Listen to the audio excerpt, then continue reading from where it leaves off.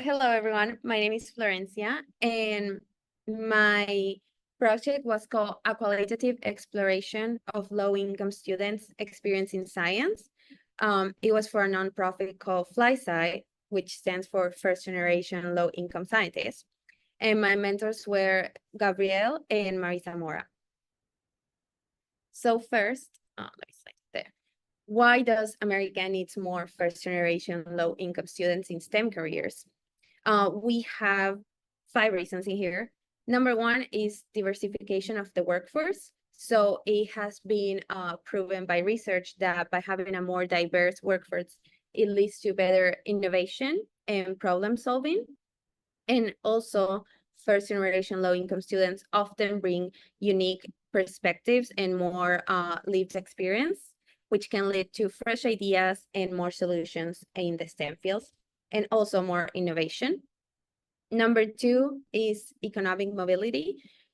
Some STEM careers typically offer higher salaries and more stable employment opportunities, which can significantly impact the economic mobility of low-income students and also just people in general.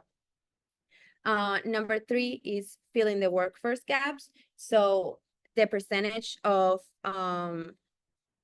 Hispanic, first-generation students, Asian, and African-American people in the STEM workforce, it's significantly lower than white people that their parents have achieved a bachelor's degree. So they are continuing students. We also have role models for underrepresented groups. That's something that we saw in my internship in specific, how having a mentor that was also a first-generation low-income student can affect new students that are getting into STEM careers. And last is social equity. So it's a matter of social justice to have more first-generation low-income students.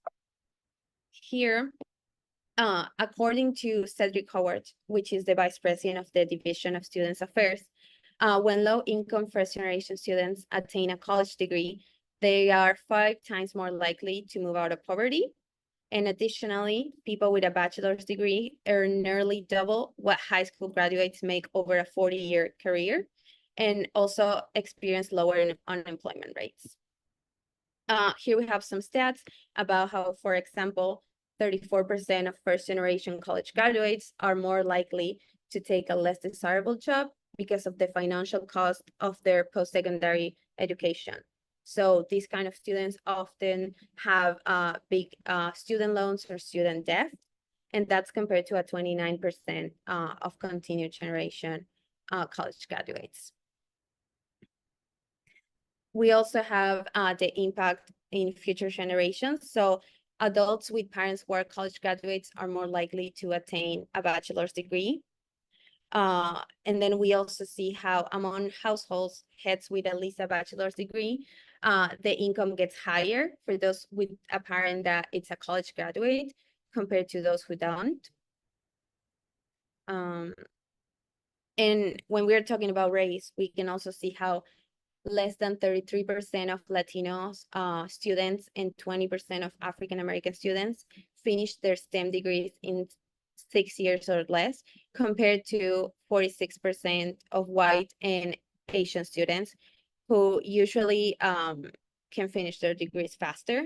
And that happens because usually Latino or African-American students, they are caregivers. They need to take care of someone in their family, maybe a little sibling or an older grandparent, and they also need to work to afford their studies. So my internship was in FlySci, and our mission is to remove barriers from entering science to support the scientific development of students that identify as either first generation and or low income by providing opportunities that foster their integral skills to pursue science and STEM either professionally and or academically. We focus in 3 programs, which they were STEM research, psychology, and data science. And the 3 programs were followed by a mentor. Our goal was to find ways to improve the program for future participants. And we did that through analyzing data from a pre-survey the students took before entering the first year and a post-survey the students took after they finishing the first year. And we also did a qualitative interview protocol where we conducted interviews on the participants that finished in the first year. So some answers we got is that the majority of students agreed that FlySci helped them learn more about academic paths and research opportunities that they weren't aware of. They weren't aware they could achieve or pursue, like, for example, pursuing a PhD. And also another repeated comment we got was that previously to FlySci, their perception of science and STEM was mostly based on things they saw in movies or they saw online. And often the idea of becoming a scientist was presented like something that was hard or kind of impossible to achieve. And participants also share that meeting other first generation mentors like Gabrielle, for example, or Marisa, inspired them to pursue a career in STEM or science. So our conclusion, our next steps is that so far we haven't finished with all of the interviews we need to conduct. But once we finish, we're gonna analyze all the answers we have and find the highlights in there that will help us improve the program for future cohorts and make the gap between first generation low-income students smaller to other students that have more opportunities than them, to hopefully help them in their academic and professional future.